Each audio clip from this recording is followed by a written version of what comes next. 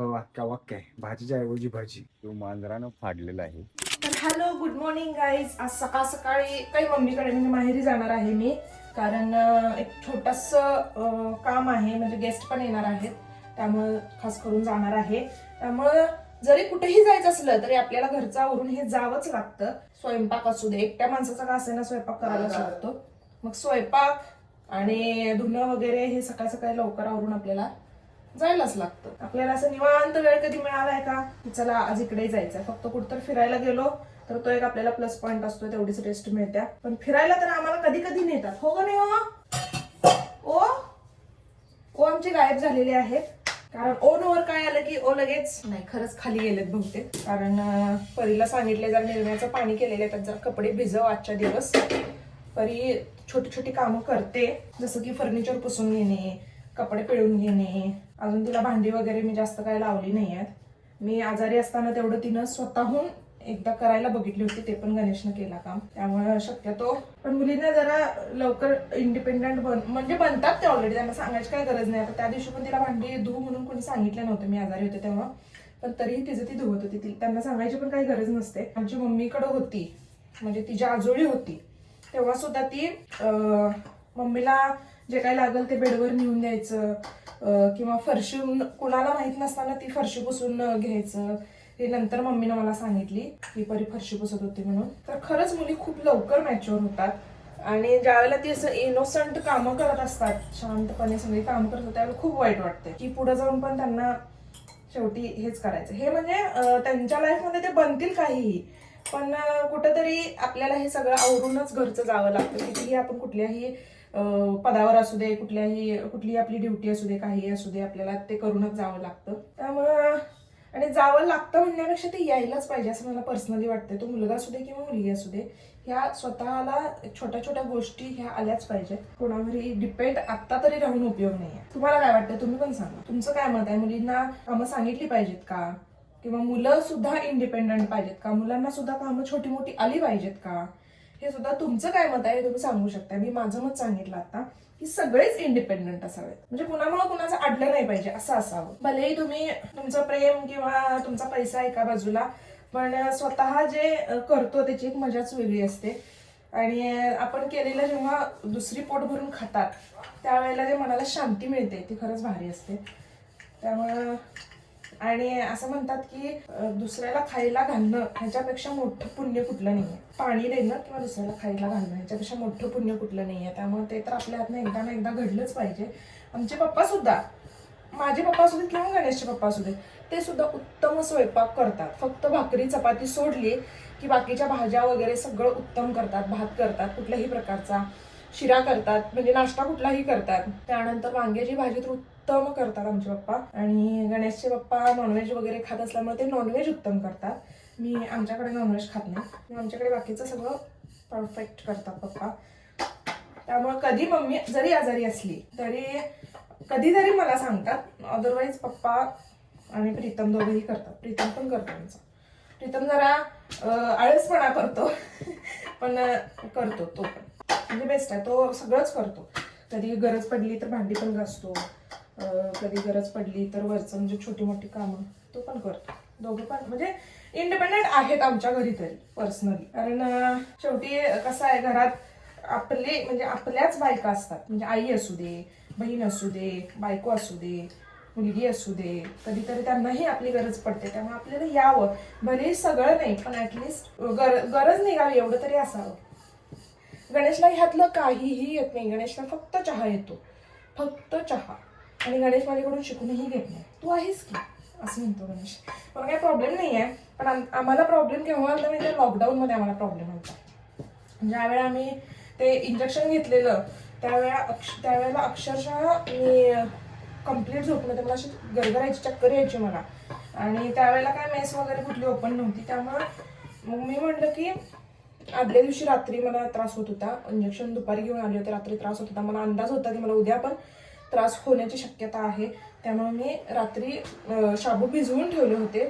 दिवसभर आम्ही दुपारी शाबूच खाल्ला, सकाळी आणि दुपारी वगैरे अशी कंडिशन झाली. त्यामुळं येणं हे खूप गरजेचं आहे. आपल्याला कुठल्या परिस्थितीला आपल्याला काय गरजेला पडेल सांगता येत नाही. त्यामुळे आपण आपलं तरी परफेक्ट आपण राहू शकू, गरज निघेल एवढं तरी आपल्याला यावं, हो का नाही? आता तुम्ही सांगा, आता भाषण खूप असते, काय सांगायचं तुम्हाला? तर नमस्कार मित्रांनो, गुड मॉर्निंग. आणि सकाळ सकाळी उठून बघितला तर हा कांड झाला होता.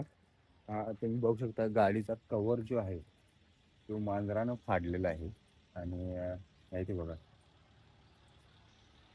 नशीब क्रॅचेस पडले नाहीत, पण कव्हर फाटला, इथेपर्यंत गेलेली.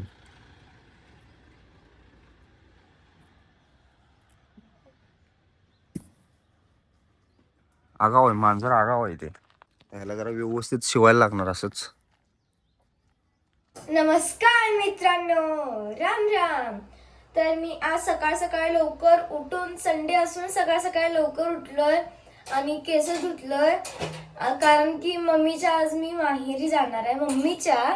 मम्मी म्हणली दुकानला जा, मग मी स्वेटर घालून दुकानला जातो म्हणलो. मग घेऊन आलोय, दूध घेऊन आलोय. परत गुड्डेचं काही मिळालं नाही, गुड्डेचं मम्मीला आवडतं पण त्याचं काही मिळालं नाही म्हणून 2020 घेऊन आलोय. ते पण तिला आवडतं पण जास्त नाही. आणि हे ओरिओचं बिस्किट घेऊन आलोय, हे काय वेगळंच आहे. हे जुनं खूप वेगळं होतं, असं फक्त ब्लू होतं आणि स्काय ब्लू होतं. हे काय स्काय ब्लू आणि डार्क ब्लू आहे. आणि ह्यात ओपीज लिहिलं नव्हतं, ओरिओ लिहिलं होतं.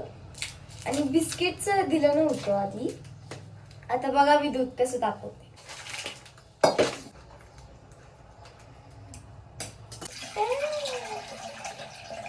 सगळ्या हाताला लागलं माझं असंच काहीतरी होतंय.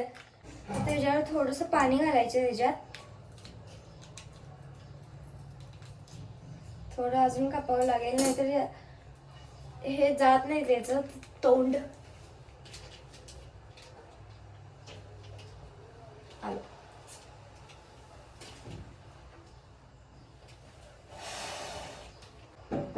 तोंडच उघडत नाही. हा, उघडले. हे असं त्याला फोल्ड करायचं पूर्णपणे आणि शेक शेक शेक शेक शेक शेक शेक.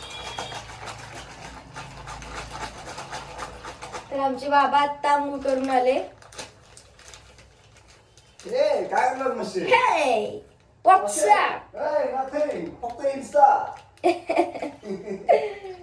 तर मम्मी हे सगळं बघून ओरडणारच आहे मला.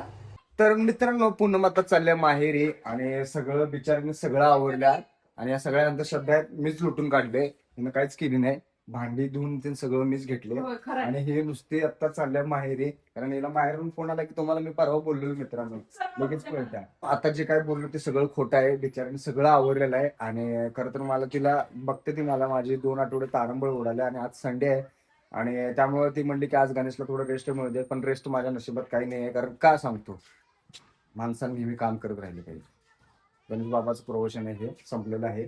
आणि कारण आता आहे म्हणजे बॅच, त्यामुळे जाता जाता हिला सोडणार त्या मोठ्या चुटकीला आणि बारक्या चुटकीला सोडणार आणि मी माझ्या बॅचला जाणार. मामा न्हायला आला आणि काहीतरी घेतोय, बहुतेक आईस्क्रीम झाला. आईस्क्रीम झाला. नाही, आईस्क्रीम कॅन्सल झालं. तू व्हिडिओ करायला आली ना.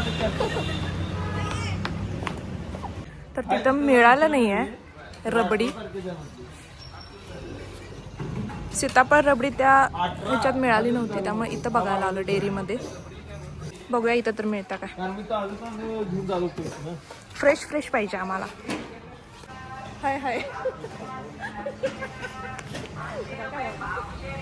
तर फायनली मिळालेली आहे रबडी. सगळे भुकट रबडीसाठी सगळे हावरे आहेत, त्यामुळे रबडीच लागतं.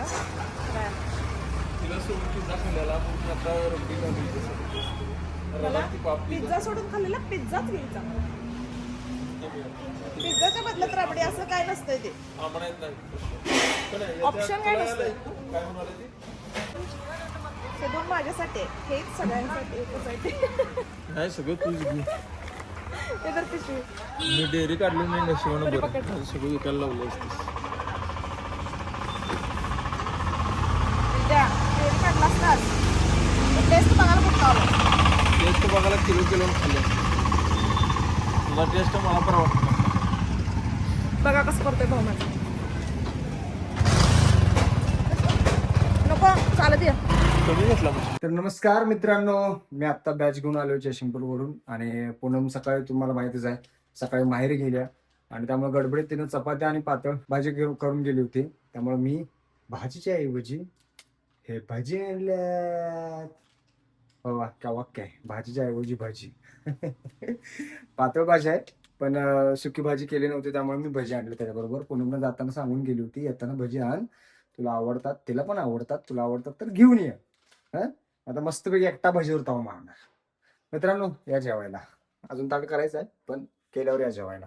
तर मित्रांनो मी आता पूनमला चाललोय आणि 6 वाजता येणार होती ती, त्यामुळे तिचा मला आता कॉल आलता की पटकन यायला ये म्हणून, आणि आता आम्ही चाललोय. तर आता आम्ही रिटर्न चाललो आहोत घरी, म्हणजे माझ्या सासरी. दोघं बघा कसे बघतात इकडे इकडं. सासरी आता सारखं पाहिजे. होय मग चाल पाहिजे की. चिमणी चिमणी कशी इकडे तिकडे बघतात तसे दोघं इकडे तिकडे बघतात. सो फायनली घरी चाललेलो आहे आम्ही. फायनली घरी चाललेलो आहे. गणेशला अजिबात एकही फोन करायला लावलेला नाहीये मी येणार आहे किंवा नाही म्हणून. यायला ये असा फोन केला. तिचं ती आले कारण घरातली वैतागले लगेच. म्हणते जा बाय आता. तर मित्रांनो फायनली पहिल्यांदा फर्स्ट टाइम असं झालेलं आहे की पूनमला कोणताही म्हणजे एकही कॉल न करता ती मला म्हणली की गणू न्यायला ये, म्हणून मी पळत पळत न्यायला गेली. पण गाडी तेच की गाडीवर. नाहीतर दरवेळेस मी तिला फोन करून पिडतोय नुसतं, कधी येणार आहेस, कधी येणार आहेस, आता येऊ, मी नंतर येऊ न्यायला, आता येऊ. मग मी म्हणली तर ये न्यायला तर यायचं, नाहीतर म्हणली की आज मी राहणार आहे उद्या येतो. मग काय गप आपलं एकटा सदाशिव गप बसायचं. पण बाळ आलं माझं बरं का, आज न कॉल करता आलं, न कॉल करता न फोन करता तिला, असं समजून घे. चल चल बोल. तर हा ब्लॉग इथे संपू. पुन्हा भेटू नवीन ब्लॉग मध्ये. जर चॅनलवर नवीन असाल तर चॅनलला सबस्क्राईब करा, लाईक करा, शेअर करा, मजेत राहा आणि आमचे व्हिडिओ बघत राहा. बघत राहा.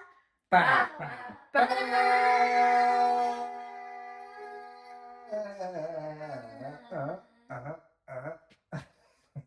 तो चलो bye bye bye bye, good night. Bye-bye.